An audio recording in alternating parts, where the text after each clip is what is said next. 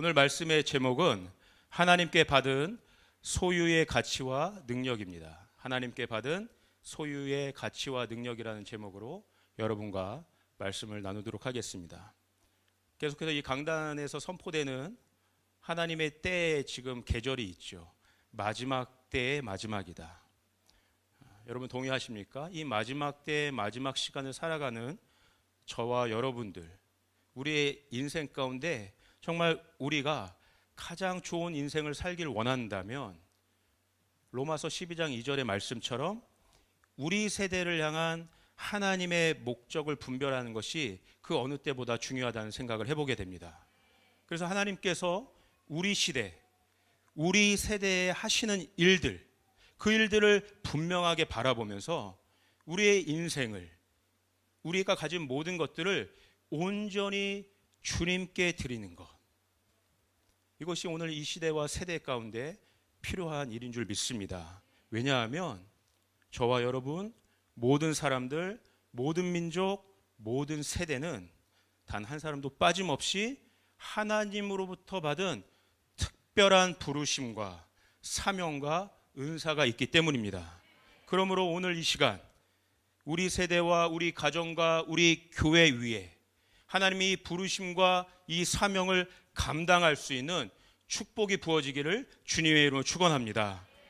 바로 이 관점에서 오늘 이 교회 공동체 가운데 흐르고 있는 이 시즌 가운데서도 이런 관점에서 저는 오늘 이 마태복음 25장에 나오는 달란트 이야기를 여러분과 좀 나누고 싶습니다. 이 달란트 이야기는 이 마지막 때의 마지막을 살아가는 성도와 교회 위에 너무나 중요한 메시지를 담고 있기 때문에 그렇습니다.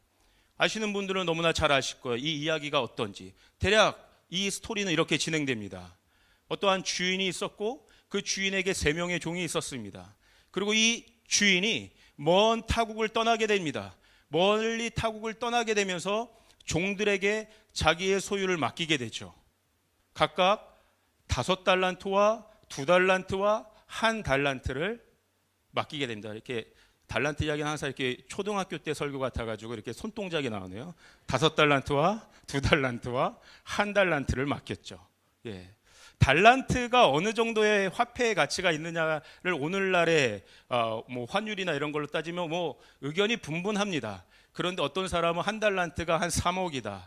어떤 사람은 20억이다. 혹은 보통 셀러리맨의 20년치 월급에 해당된다. 이렇게 의견들이 조금 다르지만 분명한 건 1달란트가 우리가 생각하는 것보다 훨씬 더 큰 금액이라는 거예요. 다시 한번 몇 달란트를 맡겼다고요? 5달란트, 2달란트, 1달란트. 시간이 꽤 흘러서 주인이 다시 돌아와서 했던 일은 결산하는 일이었어요. 다시 종들을 불러놓고 물어봅니다. 내가 맡긴 소유가 어떻게 되었느냐. 5달란트와 2달란트를 맡은 자들은 그동안 열심히 장사를 해서 이윤을 남겼어요. 이 이윤을 남긴, 열심히 장사의 이윤을 남긴 이 종들에게 주인은 칭찬을 하죠. 잘했다, 착하고 충성된 종아. 네가 적은 일에 충성하였으니 이제 내가 더 많은 것을 너에게 맡기고 주인의 즐거움의 잔치에 네가 초대될 것이다. 반면 1달란트 받은 종은 아무것도 하지 않았습니다. 그리고 그것을 땅에 감추어 두었죠. 그리고 주인이 오니까 다시 땅에 감추었던 주인한테 받은 1달란트를 고스란히 다시 주인에게 돌려줬어요. 주인이 뭐라고 얘기합니까? 굉장히 책망을 하죠. 악하고 게으른 종아, 너는 나를 완전히 오해하고 있었다. 완전히 나에 대해서 잘못 생각하고 있었다. 그러니 이제 이자가 가진 1달란트마저도 뺏어서 10달란트 가진 자에게 주고 이 사람을 어두운 데로 내쫓아 버려라.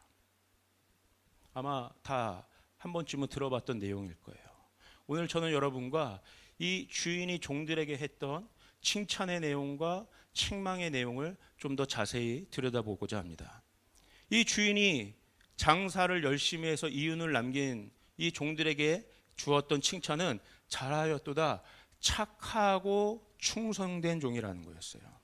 이 착하다, 이 영어로는 good, 선한, 착한, 이 굿으로 번역된 이 착하다라는 뜻은 여러분 우리 인간이 만들어 놓은 어떤 기준에, 인간에 만들어 놓은 어떤 도덕적 기준에, 윤리적 기준의 선함이 아닙니다. 뭔가를 잘하고 잘못한 행위적인 차원이 아니에요. 이 굿, 선하다의 뜻은, 착하다의 뜻은 히브리어로는 여러분 아실지 모르겠지만 토브라고 해요. 토브. 이 토브는 맨 처음 하나님이 어디에서 말씀하셨어요? 세상을 하나님께서 창조하시고 하나님의 원형 그대로의 가장 존귀한 모습 지은 그 모습이 토브였어요. 그래서 인간을 보시고 어떻게 이야기하셨어요? 보시기에 심히 좋았더라. 이게 착한 의 상태예요. 이게 굿의 상태예요. 이 종을 보시고 말씀하신 표현이 바로 너는 그러한 존재다. 나를 닮은 하나님의 형상, 주인을 닮은, 아버지를 닮은 너는 그러한 존재다. 그러니까요, 이 착하다라는 뜻은 아버지가, 하나님께서 우리를 어떻게 바라보시느냐에 대한 관점인데, 이 관점은 내가 뭔가를 잘하고 잘못하고, 내가 어떠한 doing을 하고 어떤 행위를 하고 행위를 하지 않고의 관점이 아니에요. 근본적으로 하나님께서 우리를 어떠한 존재로 바라보시냐의 관점이죠. 아담이 뭔가 행위를 해서 태어나자마자 아담이 하나님이 짓자마자 하나님께 이쁨 받을 짓을 했습니까? 그런 게 아니에요. 하나님이 하나님의 형상을 닮은 그 아담을 보시자마자 했던 말은 보기에 참 좋았다라는 거예요. 예. 여러분의 자녀들도 지금은 안 그럴 수 있지만 점점 안 그런데요. 어리면 어릴수록 얘네가 잘해서 이쁩니까? 그냥 자는 모습만 봐도 이쁘고, 우는 것도 때로는 이쁘고, 웃는 것도 이쁘고, 그냥 존재로 이쁜 것 아니겠습니까? 왜? 하나님과 닮은 형상이기 때문에, 아버지를 닮은 형상이기 때문에. 이건 결국 어떤 것을 의미해요? 하나님 아버지와 우리의 관계를 이야기하는 거죠. 하나님의 형상을 닮았다는 건 뭐예요? 아버지의 마음과 합해져 있다는 상태예요. 아버지의 뜻과 함께 한다는 상태예요. 아버지 안에, 자녀의 마음 안에 조금 더 거리낌이 없다는 거예요. 관계적으로는 하나됨을 이루는 상태입니다. 그게 착하다는 거예요. 그러니까 뭐예요? 여러분, 착하다라고 생각할 때 이제 이것을 하나님과 우리의 수직적인 관계로 여러분이 생각하시면 좋을 것 같아요. 그리고 이제 뭐라고 이야기합니까? 충성된 종이라고 이야기해요.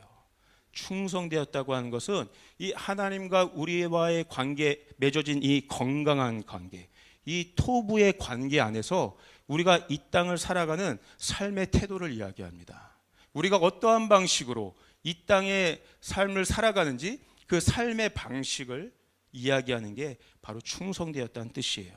그러니까 하나님과 건강한 관계 안에 있는 사람은 이 땅의 삶에서도 지속적으로 일관되게 하나님의 뜻에 맞게 살아가는 존재가 돼요. 하나님을 사랑하고요, 하나님을 신뢰하고요. 그래서 하나님이 우리에게 맡기신 일들을 끝까지 책임져요. 하나님께서 우리에게 맡기신 사명을 끝까지 일관되게 지속적으로 완수하는 사명자의 태도가 바로 충성되었다라는 뜻이에요. 그러니까 이 땅을 살아가는 삶의 방식과 태도니까 수평적인 관계라고 얘기할 수 있어요. 수직적인 관계가 올바르게 되면 수평적인 관계가 풀려지는 거예요. 그러므로 충성됨은 하나님과의 수직적인 관계가 이 땅 가운데 실제화되는 것을 의미합니다. 하나님과의 관계가 이 땅 가운데 풀어지는 것을 의미해요. 그건 뭐예요? 하늘의 계시가 이 땅 가운데 지혜로 풀어진다는 것을 의미하는 거죠. 이것을 다른 말로 하면요, 우리가 이 땅 가운데 이것들을 지혜로 풀어낸다는 것은 우리가 이 땅에 대해서 책임을 지는 삶을 산다는 것들을 의미해요. 여러분 보세요. 아까 아담을 하나님께서 창세기에서 처음 창조하셨을 때 아담을 하나님의 형상을 닮은 존재로 지으셨어요. 이건 계시적인 영역입니다. 하나님이 만드신 존재를 하나님께서 당신의 형상으로 지음받았다. 아담은 이 인식이 있었어요. 아, 이것이 계시구나. 나는 하나님을 닮은 그러한 존재구나. 이 계시가 아담에게 있었기 때문에 아담 안에 어떠한 사명과 어떠한 책임감이 풀어져요? 그러므로 하나님께서 이 모든 피조 세계를 나에게 맡기셨구나. 내가 이 땅 가운데 생육하고 번성하고 하나님의 뜻대로 이 모든 피조 세계를 잘 다스릴 책임이 나에게 있구나. 이게 착하고 충성된 종의 정체성이라는 거예요. 여러분, 하나님과의 관계가 건강한, 하나님과의 관계가 충만한 목회자가 건강한 목회를 할 수 있지 않겠습니까? 하나님과의 관계가 건강하지 않으면요, 사건으로 변질될 수 있습니다. 하나님과의 관계가 건강하면 그러나 성도들을 끝까지 책임질 수 있어요. 여러분, 하나님과의 관계가 건강한 리더가 스몰과 공동체를 끝까지 책임질 수 있는 것을 저는 믿습니다. 부부관계도 한번 여러분 생각해 보세요. 부부관계가 충만하면 자연스럽게 어떻게 돼요? 그 안에 있는 자녀들에게 굉장히 정서적으로 좋은 것들이 풀리게 돼요. 부부관계가 좋은 사람들이요 보면요, 자녀들도 결국 건강하게 자라더라고요. 그 부부가 끝까지 자녀를 책임지더라고요. 근데 부부관계가 좋지 않으면요, 결정적인 순간에 이 아이에 대한 책임을 지려고 하지 않아요. 남 탓을 합니다. 당신 때문에 이렇게 됐잖아. 당신 때문에 이렇게 됐잖아. 내 책임이 아니야. 당신 때문에 지금 이 모양이 이 꼴이 된 거야. 관계가 충만하지 않으면 책임지는 모습으로 가지 않는다는 거예요.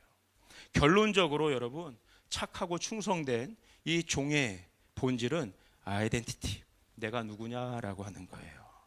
사랑하는 여러분, 저와 여러분들은 하나님 아버지의 사랑받는 자녀들인 줄 믿습니다. 우리 안에 자녀의 영으로 충만한 줄 믿습니다. 아버지의 마음에 합한 상태예요. 아버지와 한 뜻, 한 마음, 한 영을 이룬 상태예요. 그러한 자녀들이 어때요? 아버지를 오해하지 않죠.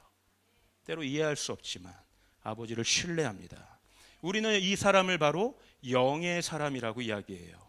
이 영의 사람은 성령으로 호흡하는 사람이에요. 이 영의 사람은 성령의 인도하심을 받는 사람이에요. 성령의 음성을 듣는 사람이에요. 성령의 감동을 따라가고 성령의 감동에 순종하는 사람이에요.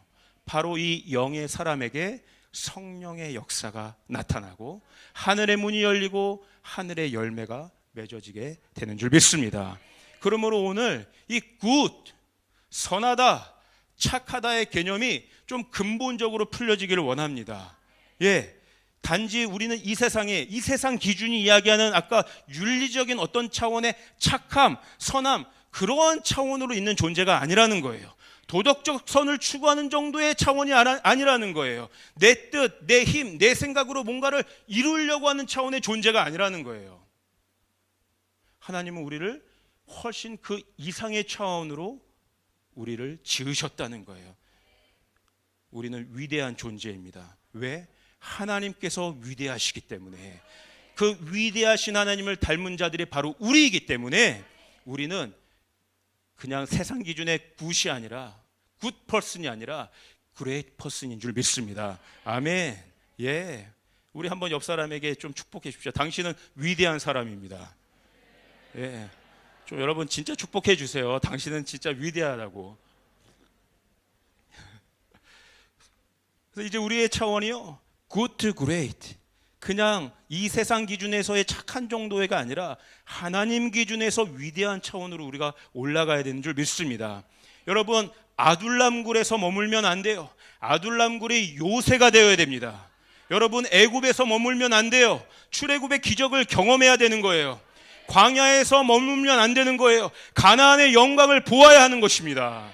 우리가 경계선에, 주님 경계선에 머무는 그러한 어떤 종교인이나 무리로 머물러 멈칫멈칫하는 자가 아니라 주님의 권능을 힘입어 주님의 뜻대로 새로운 차원의 인생을 살아가는 제자가 되어야 한다는 것이에요.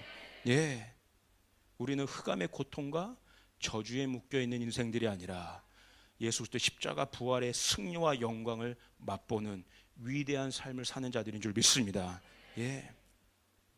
이것이 오늘 이 마지막의 마지막 때를 살아가는 저와 여러분의 아이덴티티, 정체성이 되어야 돼요. 왜냐하면 이 마지막 때에 하나님은 세계 열방을 보고 계신 거예요. 어저께 한 성도가 킹덤컴을 갔다 와서 그런 이야기를 했어요. 중동 땅을 갔다 오더니 바로 이랬어요. 이곳에서 느낀 것은 하나님 나의 새로운 지경의 눈을 열어주셨습니다. 내가 한국 땅에만 있다가 그 중동 땅을 가보니까 하나님께서 이 온 열방 가운데 하나님의 구원의 역사가 어떻게 펼쳐지시는지 내 새로운 눈이 떠지게 되었습니다. 새로운 열방의 차원들을 보게 되었습니다. 이게 오늘 이때 하나님께서 하시는 일들인 거예요. Good to great. 하나님이 하시는 위대한 역사 가운데 그 시간 안에 참여하는 여러분들 되시기를 주님의 이름으로 축복합니다.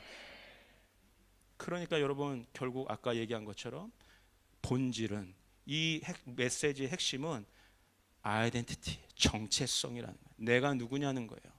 여러분, 마지막 때 이야기를 하고 있는 계시록의 메시지를 하나로만 요약하라고 하면 무엇이 되겠습니까? 그 환난과 고통의 때에, 시험과 저주의 때에 그 사단이 어마어마한 흑암의 공격으로 믿는 자들마저 다 넘어뜨리려고 하는 그때에 이 계시록의 저자는 무엇을 얘기하고 있어요? 분명한 하나님 어린 양 예수를 따르는 그 아이덴티티를 가지고 흔들리지 말고 견고하게 믿음으로 굳건히 서서 승리하라는 것이 마지막 때의 메시지 아니겠습니까? 이것이 오늘 이때 이 공동체 가운데도 흐르는 하나님의 마음인 줄 믿습니다. 반대로 여러분, 책망을 받았던 종을 생각해 봅시다. 어떠한 책망을 받았죠? 악하고 게으르다. 마찬가지입니다. 악하다는 것은 뭔가 윤리적으로 내가 뭔가를 이걸 뭐 훔치고 안 훔치고 이러한 차원이 도덕적 차원의 악함이 아니에요. 존재적인 차원이죠. 존재적으로 병들어 있다는 것이 성경적인 개념에서의 악하다는 거예요. 병들어 있다는 거예요. 고통과 문제 속에서 헤어나오지 못하는, 방황하는 상태가 악한 상태라는 거예요. 이건 무엇을 얘기해요? 원래 하나님과 하나됨으로 존재해야 될 인간이 하나님께로부터 벗어나여 있는 상태. 이게 히브리어로는 여러분 관역을 향하여 가는 것이 하나님께 우리가 하나가 되었다는 것인데, 죄의 개념이 뭐예요? 관역을 벗어난 상태예요. 하나님께로부터 벗어난 것이 죄 가운데 있는 상태라고 성경은 이야기하는, 이것이 악한 상태에서 내가 살아가는 것이에요. 이게 악하다는 거예요. 그런데 문제는 뭐예요? 이 악한 상태, 하나님께로부터 벗어난 상태, 이 관역으로부터 벗어난 상태는 반드시 이 땅에서 게으름으로 연결된다는 거예요. 게으르다는 것도 여러분 무엇을 의미합니까? 일을 안 하는 게 아니에요. 열심히 안 산다는 의미가 아닙니다. 게으르다는 것은 무엇이냐면 책임을 끝까지 지지 않는다는 거예요. 다른 말로 하면 자기의 생각, 자기의 판단, 자기의 기준으로 살아가는 사람이 게으른 사람인 거예요. 인간 저마다의 생각과 뜻과 기준이 다 뒤섞여져 버리니까 혼란스러운 거예요. 여러분, 이 세상 우리가 지금 현재로도 마주하고 있는 그 모든 이 혼란스러운 고통의 문제들, 모든 경제적인 문제들, 정치적인 문제들, 교육의 문제들, 부모와 자녀의 문제들, 다 이것이 어떠한 문제입니까? 책임을 지지 않는 것 아니겠습니까? 다른 사람이 어떻게 되든 말든, 죽든지 말든지, 저 나라의 국민이 죽든지 말든지, 내 자녀가 죽어가든지 말든지, 나만 잘 되면 되는 거예요. 내 기준만 세우는 거예요. 책임지려고 하지 않는 거예요. 이게 게으른 거예요. 책임지지 않는 거. 다른 말로 하면 하나님의 기준을 세우지 않는 거예요. 하나님의 뜻대로 행하지 않는 거예요. 이게 악하고 게으른 것의 정의입니다. 여러분, 성경에 보면 죽어가는 사마리아인이 있습니다. 당장 살려야 돼요. 그러나 종교인들이 어떻게 했어요? 그 거룩해 보이는, 거룩한 척하는 종교인들은 그 사람을 살리지 않았어요. 그 사람들이 바로 악하고 게으른 사람들이었던 거예요. 여러분, 예수님은요, 이 악하고 게으른 이 사람들을 다른 말로 불법을 행하는 자로 규정합니다. 우리 한번 이 말씀을 한번 볼까요? 마태복음 7장 21절에서 23절인데요. 한번 이 말씀을 같이 한번 읽어보도록 하겠습니다. 시작. 나더러 주여 주여 하는 자마다 다 천국에 들어갈 것이 아니요 다만 하늘에 계신 내 아버지의 뜻대로 행하는 자라야 들어가리라. 그날에 많은 사람이 나더러 이르되 주여 주여 우리가 주의 이름으로 선지자 노릇하며 주의 이름으로 귀신을 쫓아내며 주의 이름으로 많은 권능을 행하지 아니하였나이까 하리니, 그때에 내가 그들에게 밝히 말하되 내가 너희를 도무지 알지 못하니 불법을 행하는 자들아 내게서 떠나가라 하리라. 아멘. 예, 성경이 말하는 불법이 무엇입니까? 간단해요. 내가 아무리 놀라운 일을 행한다 할지라도, 때로는 그것이 주의 이름을 빌려서 하는 놀라운 일이라 할지라도 정작 하나님의 관점에서 하늘 아버지의 뜻대로 행하지 않는 모든 것들이 불법이라고 성경은 이야기하고 있어요. 뭐예요? 하나님과의 관계가 건강하지 못한 상태에서 행하는 것들이 불법이 될 수 있다는 거예요. 나는 죽고 예수로 살아야 되는데 여전히 내 뜻, 내 생각, 내 판단, 내 기준, 내 자아로 사는 상태, 주님의 음성에 온전히 순종하지 못하는 그 삶의 방식, 이것이 오늘 주님이 불법을 행하는 자로 규정하고 있다는 거예요. 이런 사람들은 여러분 결정적인 순간에 아버지를 오해합니다. 그 아버지를 오해하는 자들에게는 자유함이 없어요. 생명과 평안이 없어요. 두려움이 가득합니다. 불안이 그를 지배합니다. 자신의 생각과 사단이 주는, 마귀가 주는 생각에 묶여버려요. 이런 사람들이 보여주는 특징이 있어요. 오늘 그 한 달란트 받은 그 악하고 게으른 종처럼 그 받은 것을 땅에 감추어 두는 특징을 가져요. 여러분, 우리는 어떻습니까? 하나님께 받은 은혜, 하나님께 받은 은사, 하나님께 받은 선물, 하나님께 받은 인생을 전혀 사용하지 않고 묻어두지는 않습니까? 복음을 경험하고도 땅에 감추어버리지는 않습니까? 하나님께 받은 부르심과 은사를 덮어버리는 것은 아니겠습니까? 이런 사람들에게는 하늘의 계시가 풀리지 않아요. 땅의 지혜가 열리지 않아요. 예수 그리스도의 영을 받지 않으면 막힌 하늘 아래서 그냥 그저 그렇게 살아갈 수밖에 없어요. 여러분, 사단은요 끝까지 이 문을 못 열도록 하는 거예요. 우리가 땅에 감추어놓은 그 땅을 절대 풀지 못하게 만들어 버리는 거예요. 그러나 여러분, 마지막 때의 계시록은 어떤 것들을 진 거예요? 아무도 풀 수 없는 그 봉인이 어린 양 예수 그리스도를 통해 풀어지는 것들을 보여주고 있어요. 여러분, 마지막 때 감추어졌던, 묶여있던 모든 봉인들과 비밀들이 풀어지게 될 것입니다. 이 마지막 때 이삭과 이스마엘, 이스라엘과 중동의 봉인이 열리게 될 것입니다. 한국과 북한의 봉인이 열리게 될 것입니다. 부모와 자녀 간의 봉인이 열리게 될 것입니다. 세대와 세대 간의 봉인이 풀어지게 될 것입니다. 이 땅 가운데 하나님의 통치와 왕의 통치가 완전히 열리게 될 줄 믿습니다. 여러분, 무슬림들이요 예수 그리스도의 복음을 받아들이게 되면 어떤 일들이 일어나는지 아세요? 실제로 어떤 일들이 그들에게 일어나면 그냥 나도 이 무슬림도 구원받고 그 정도가 아니에요. 이 무슬림들이 예수 그리스도의 복음을 믿게 되면 그들 안에 이스라엘을 사랑하시는 하나님의 마음을 받게 되는 거예요. 그들의 눈이, 지경이 열리게 되는 거예요. 아, 이삭과 이스마엘의 그 봉인들이 풀려지게 되는 거예요. 이스라엘 향한 기도가 나오기 시작하는 거예요.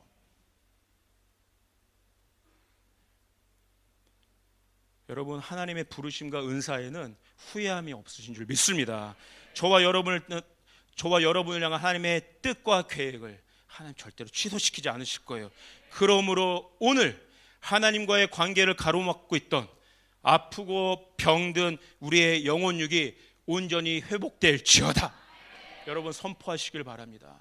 선포하시길 바랍니다. 우리 안에 묶여져 있던 봉인이 있다면, 우리 안에 그것들을 우리 스스로 뭔가 땅에 감추어버린 하나님의 은혜와 하나님의 선물과 하나님이 우리에게 주신 것들이 있다면 이 시간 그 모든 것들을 다시 한번 풀어 헤쳐놓으시길 바랍니다. 우리 안에 묶여져 있고 감춰져 있던 모든 봉인들, 묶임들이 다시 한번 예수 그리스도의 이름으로 풀려질지어다. 감춰졌던 것들이 드러날지어다. 묶여있던 계시들이 열릴지어다. 이 땅에 하나님의 뜻을 이루는 강력한 승리하는 주님의 용사들이 일어날지어다. 이것이 오늘 조이풀 성도들의 아이덴티티라는 거예요. 근데 여러분, 저는요 이 달란트 이야기를 이렇게 보면서 사실은 질문이 있었어요. 굉장히 궁금했어요. 어떤 궁금함이었냐면, 주인이 이 종들에게 자기의 소유를 맡겼는데 왜 종들이 장사를 했을까? 성경을 보면요, 사실은요 주인이 장사라는 말을 하지 않았어요. 그냥 자기의 소유를 맡겼다고 했거든요. 한번 보시겠어요? 마태복음 25장 14절입니다. 마태복음 25장 14절 한번 같이 읽겠습니다. 시작. 안 나와 있나요? 마태복음 25장 14절 보면 제가 한번 읽겠습니다. 또 어떤 사람이 타국에 갈 때 그 종들을 불러 자기 소유를 맡김과 같으니. 그러니까 이 앞에 주어는요, 천국은 이거예요. 천국은 또 어떠한 사람이 타국에 갈 때 그 종들을 불러 자기 소유를 맡김과 같으니, 이렇게 됩니다. 여러분, 하나님은 영이신 줄 믿습니다. 그 영이신 하나님이 우리 아버지인 줄 믿습니다.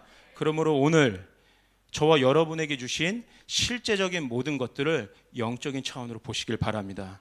이 말씀은요, 영으로만 오늘 받을 수 있어요. 그래야만 하나님께서 우리에게 맡기신 것들에 대한 진명목, 진짜 가치들을 보게 될 수 있고요, 경험하게 될 수 있어요. 이 주인이 종들에게 자기 소유를 맡겼다고 했어요. 여기서 소유를 맡겼다라는 이 표현은요, 원어적으로 나오면 도론이라는 단어에서 나온 건데, 이 도론은 우리가 아는 선물이란 뜻이에요. 은사라고도 하죠. 또 여기 나온 것처럼 달란트라고 이야기도 합니다. 예. 주인이 종에게 선물을 준 거예요. 달란트를 준 거예요. 재능을 준 거예요. 은사를 준 것이죠. 그런데 이 언어의, 이 용어의 진짜 뜻이 무엇이냐면 희생 제물이란 뜻이 있어요. 희생 제물. 여러분 기억하시길 바랍니다. 그러므로 주인이 종들에게 맡긴 실제적인 달란트의 의미는 희생 제물이에요. 희생 제물을 맡긴 거예요. 여러분, 우리는 이 주인이 하나님 아버지이신 걸 알고 있습니다. 그렇다면 하나님께서 우리에게 맡기신 하나님의 소유는 무엇이겠어요? 하나밖에 없는 독생자 예수 그리스도. 십자가에서 모든 물과 피를 쏟으시고 우리를 위해서 죽기까지 희생하신 어린 양 희생 제물이 되신 그 예수 그리스도, 그 희생 제물을 우리에게 맡기신 거예요. 그러므로 이 말이 이제 성립이 되는 거예요. 천국은 주인이 자기가 갖고 있는 것을 종들에게 맡긴 것과 같다. 우리가 무엇을 받았다고요? 우리를 위해서 대신 희생하시고 죽으시고 우리를 대신 구원하신 예수 그리스도를 받았다. 그 주인이 주신 예수 그리스도를 받는 자에게 천국이 이루어지게 될 줄 믿습니다. 여러분, 무엇을 소유하고 계십니까? 여러분, 무엇을 하나님께 받았습니까? 예수 그리스도를 우리는 선물로 받은 자들이라는 거예요. 그 천국이 우리의 것이라는 거예요. 그러므로 우리가 하나님께 받은 모든 소유, 우리의 재산, 우리의 시간, 우리의 재능, 우리의 일, 우리의 자녀, 우리의 관계, 우리의 인생 모든 것 안에 나를 위해 십자가에서 죽으시고 희생하신 예수 그리스도의 가치가 그 안에 담겨져 있다는 거예요. 여러분에게 그리스도 예수는 어떠한 의미입니까? 저에게 예수 그리스도는 구원자세요, 치유자세요, 중보자세요, 저의 좋은 목자가 되세요, 진리와 생명이 되세요, 길과 부활과 생명, 나의 반석이 되시고 나의 능력이 되시고 나의 사랑이 되시고 나의 전부가 되시는 분이 바로 우리 주 예수 그리스도예요. 여러분은 어떻게 고백하고 계십니까? 예수님은 저에게 이런 분이세요. 그 예수 그리스도를 하나님은 저에게 맡기셨다는 거예요. 그러므로 오늘 내가 갖고 있는 모든 소유 안에는 예수 그리스도의 이 가치가 담겨 있다는 거예요.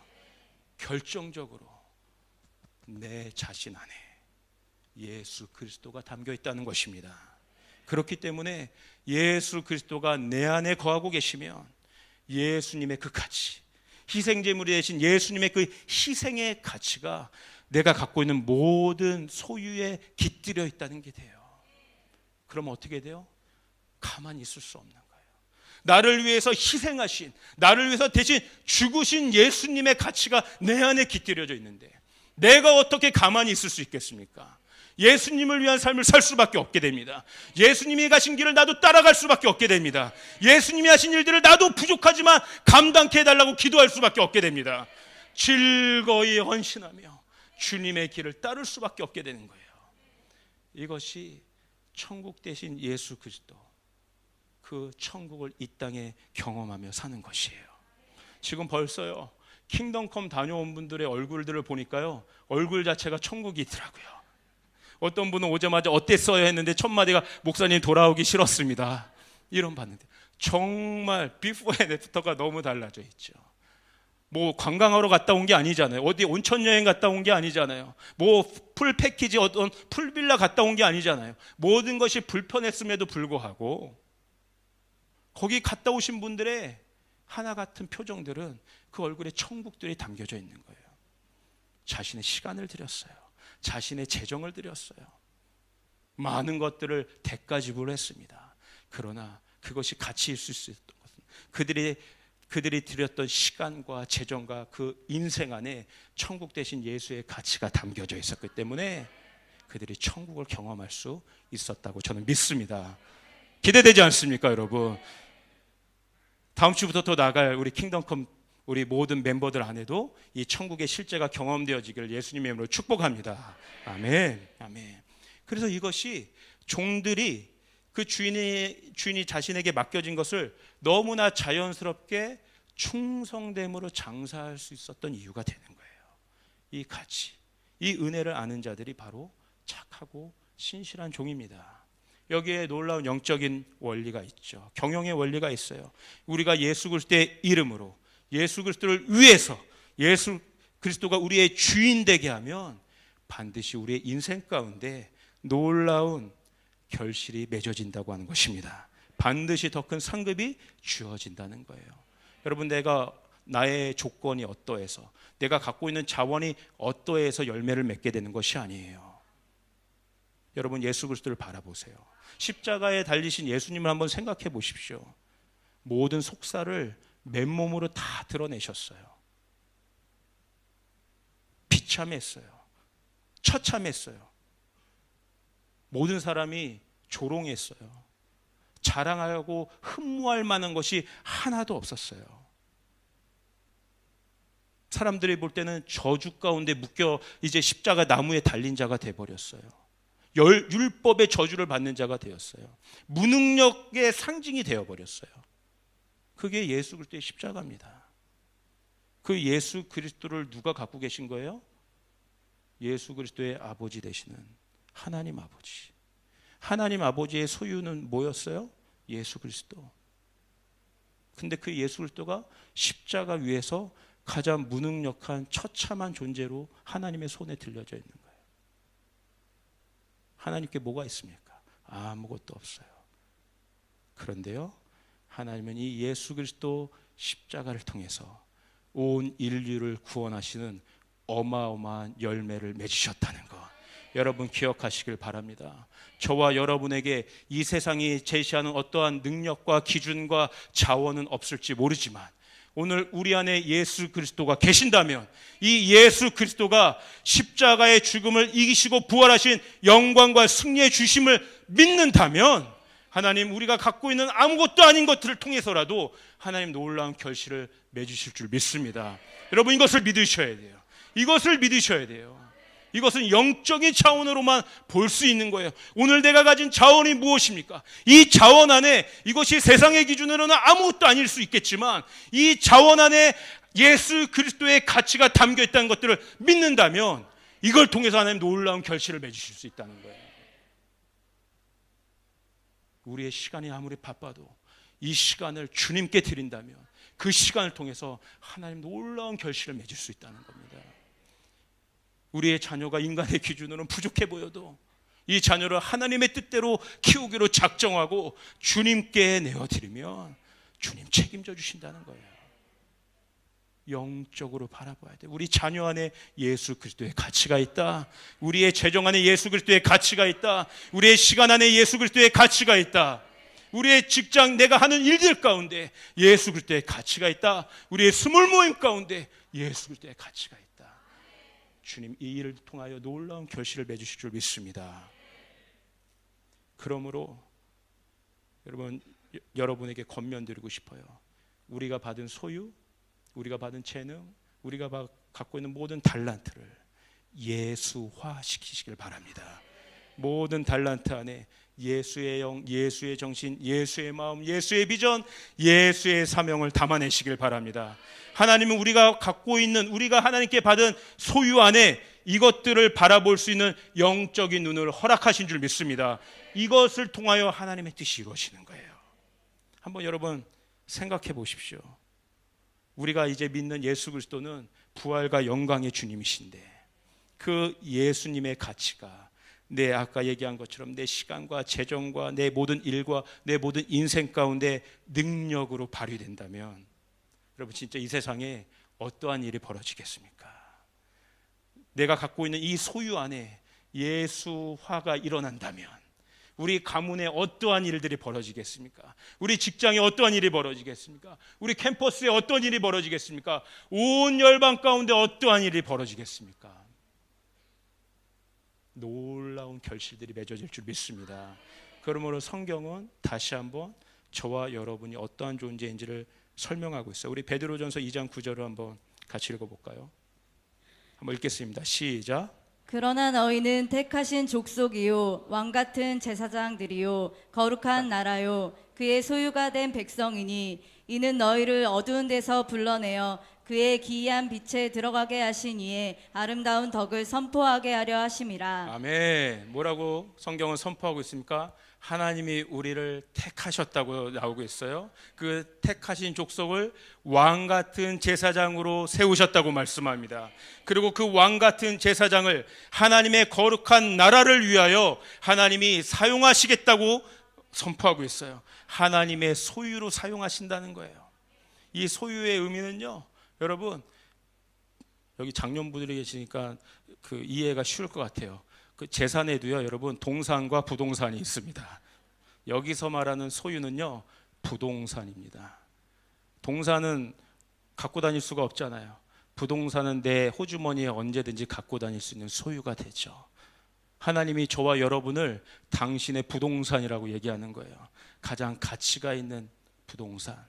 그래서 하나님이 필요하신 가장 결정적인 순간에 우리 소유된 우리를 꺼내서 그 소유를 사용하신다는 거예요.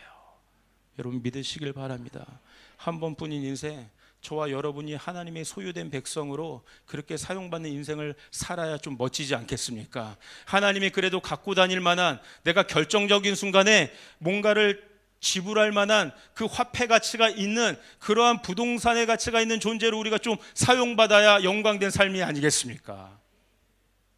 진짜 이러한 인생을 우리 조이풀 가족들이 함께 살아내시기를 축복합니다. 아멘. 제가 이 마태복음 25장에 이 달란트 이야기가 마지막 때의 마지막을 살아가는 저와 여러분들에게 가장 중요한 메시지라고 이야기를 했습니다.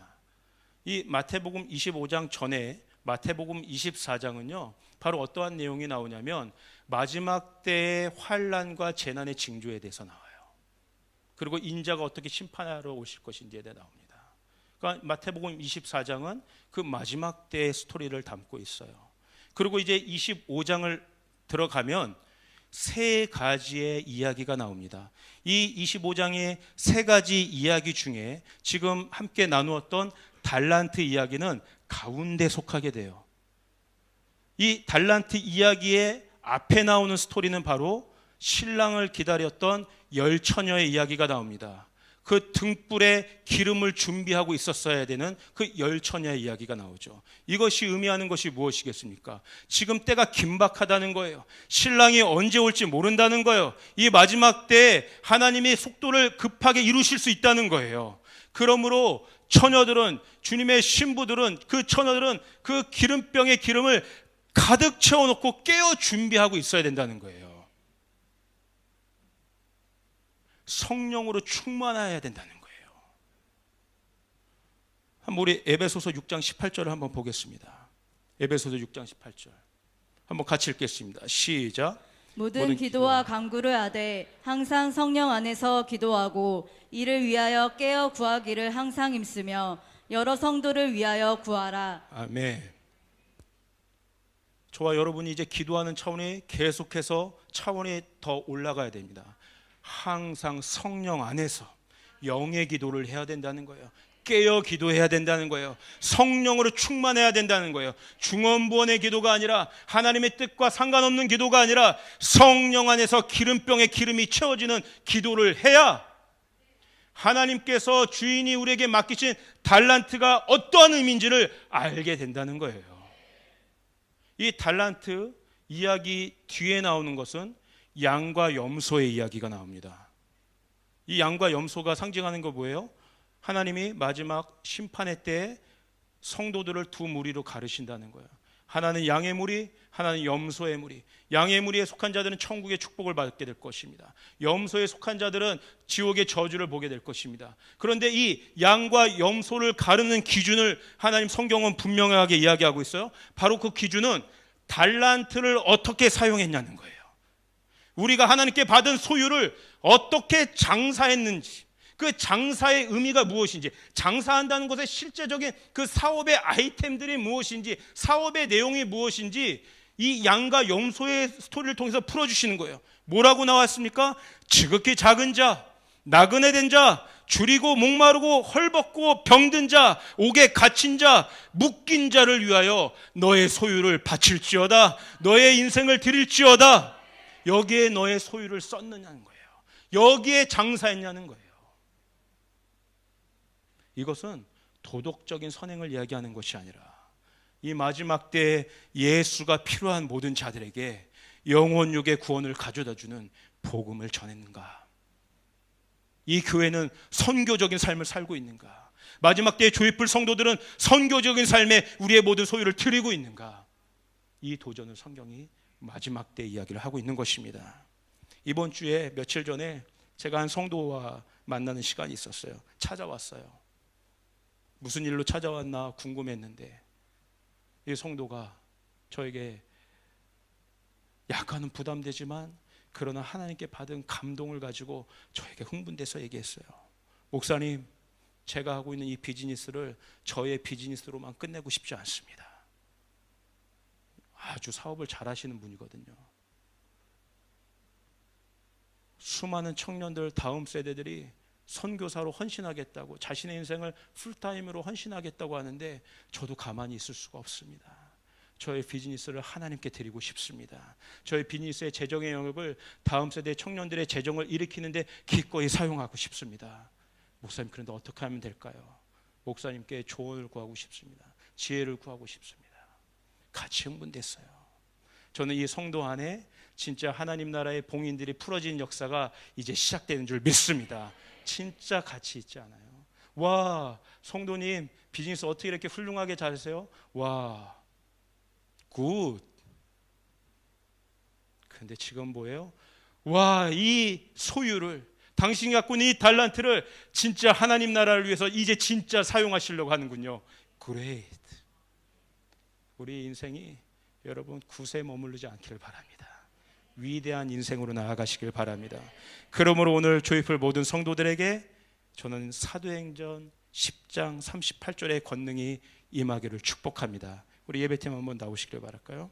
우리 사도행전 10장 38절을 정말 선포하시면서 이것이 오늘 우리에게 적용되는 말씀이라고 믿으시면서 우리 한번 함께 읽도록 하겠습니다. 시작.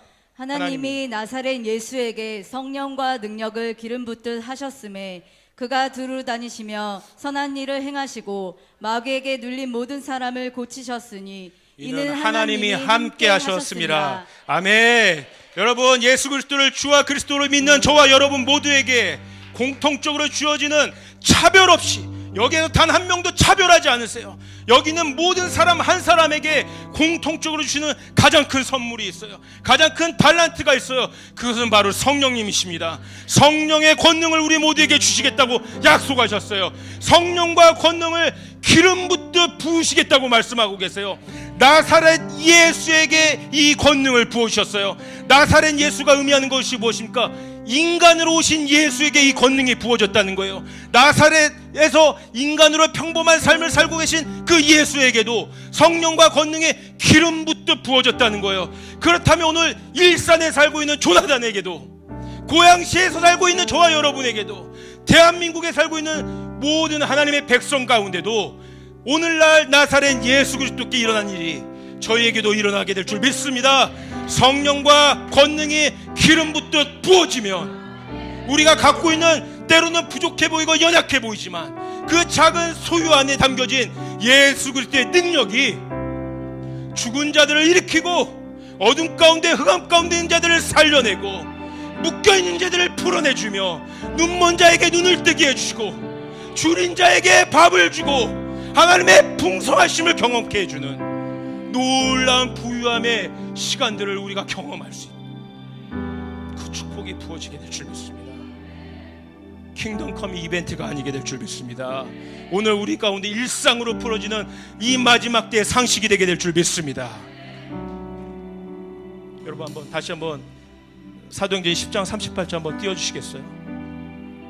그래서요, 여러분 살고 있는 지역 있죠? 여러분 서울, 일산, 원당, 운정, 어디 김포 다 좋습니다.